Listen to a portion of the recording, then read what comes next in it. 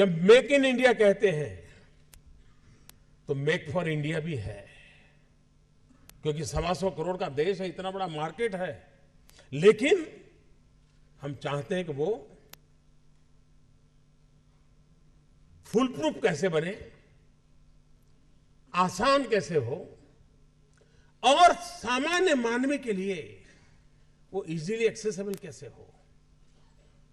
ये अगर व्यवस्थाएं देने में हम सफल होते हैं, और मैं मानता हूं कि हमारे देश का नौजवान हमारी अपनी समस्याओं को, यहां किसी ने कहा कि मैं अगर उस देश को उसकी समस्याओं को समझूंगा, शायद तिवारी ने कहा, मैं अपनी समस्याओं को समझूंगा तब जाकर के मुझे रास्ते खोजने का सूझेगा।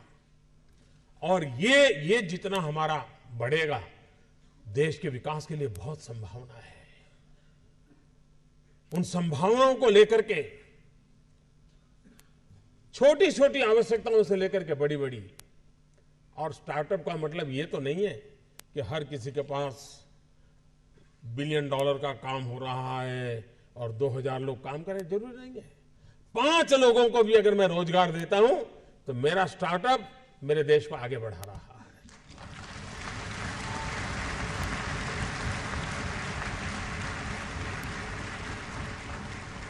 एक साइकोलॉजिकल चेंज लाना है कि यूथ के दिमाग में जॉब सीकर की मानसिकता से उसको बाहर लाना है, वो जॉब क्रिएटर बने। और एक बार उसके दिमाग में आ गया कि मुझे 2 लोगों की जिंदगी को बद संभालना है, वो कर लेगा। हमारे देश में एजुकेशन इंफ्रास्ट्रक्चर पर बल दिया जाता है, टीचर के अपॉइंटमेंट पर बल दिया जाता है, वो काम हो भी रहा है। लेकिन समय की मांग है क्वालिटी एजुकेशन की। गरीब से गरीब, दूर सुदूर जंगलों में रहने वाला व्यक्ति हो, पहाड़ों में रहने वाला व्यक्ति हो, मैं ऐसे कैसे चीजों को खोज के निकालूं कि उसी क्वालिटी का एजुकेशन जो अमीर घराने के बच्चों को मिलता है, उस टेक्नोलॉजी के द्वारा गरीब से गरीब तक मैं कैसे पहुंचाऊं। और देश तब बदलेगा कि हम समाज के आखिरी इंसान को इस सुविधाओं से लाभान्वित करके उसकी जिंदगी बदलने का अवसर दे। हमें उसको फीड करने की जरूरत नहीं पड़ेगी। अगर उसको क्वालिटी एजुकेशन मिलता है तो वहां भी ऐसे स्पार्क वाले बच्चे होंगे जो उठ करके खड़े हो जाएंगे और दुनिया बदल देंगे। हेल्थ सेक्टर, आज हेल्थ सेक्टर ज्यादातर डॉक्टरों पर डिपेंडेंट कम है, टेक्नोलॉजी पर डिपेंडेंट है। डॉक्टर भी खुद टेक्नोलॉजी पर डिपेंडेंट है। मशीन तय करता है कि तुम्हें क्या तकलीफ है, फिर डॉक्टर कहता है ठीक है, मैं किताब देखकर ले लो।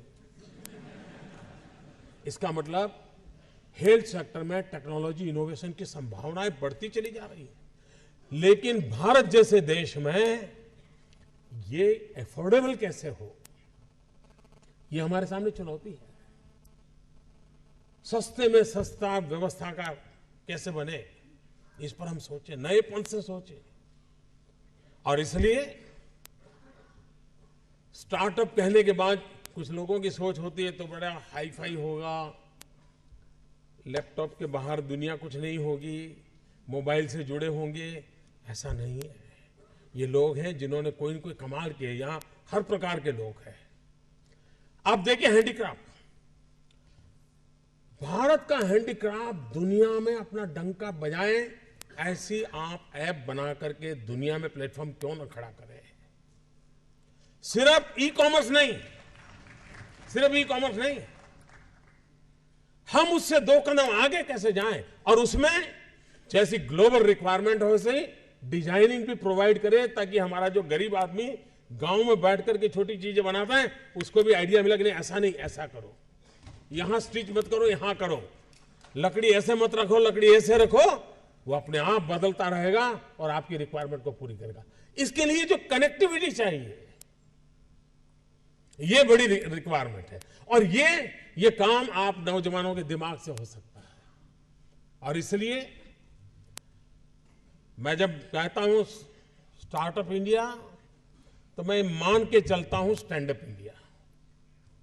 इसके लिए मुझे अलग सोच करने की जरूरत नहीं है।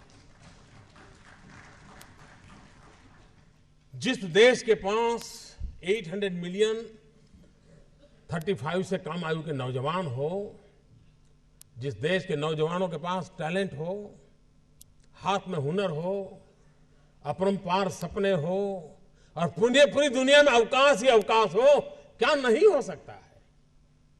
आज मैं आईटी प्रोफेशनल से कहना चाहूंगा, विश्व के किसी भी दुनिया के देश के नेताओं से मैं मिलता हूं, दुनिया का कोई भी डेलीगेशन आता है, उनकी जो बातों होती है उसमें एक चिंता हर एक को सता रही है और वो है साइबर सिक्योरिटी। हर कोई परेशान है साइबर सिक्योरिटी को लेकर के। क्या भारत साइबर सिक्योरिटी प्रोवाइडर के रूप में अथॉरिटी बन सकता है? एक बार हिंदुस्तान का ब्रांड का साइबर सिक्योरिटी का सॉफ्टवेयर मिल गया, अब दुनिया की कोई ताकत उसको हिला नहीं सकती। ये कर सकते हैं क्या? मानव जात के लिए चुनौती आवश्यक है, क्योंकि सरफरे लोग तो हैं जो तबाही करने पर तुले हुए हैं, लेकिन हम मानवता को बचा भी तो सकते हैं। हमारे पास इस प्रकार के लोग हैं और ये भी सही है, भारत के पास मिलियंस ऑफ मिलियन प्रॉब्लम है, कोई इनकार नहीं कर सकता है।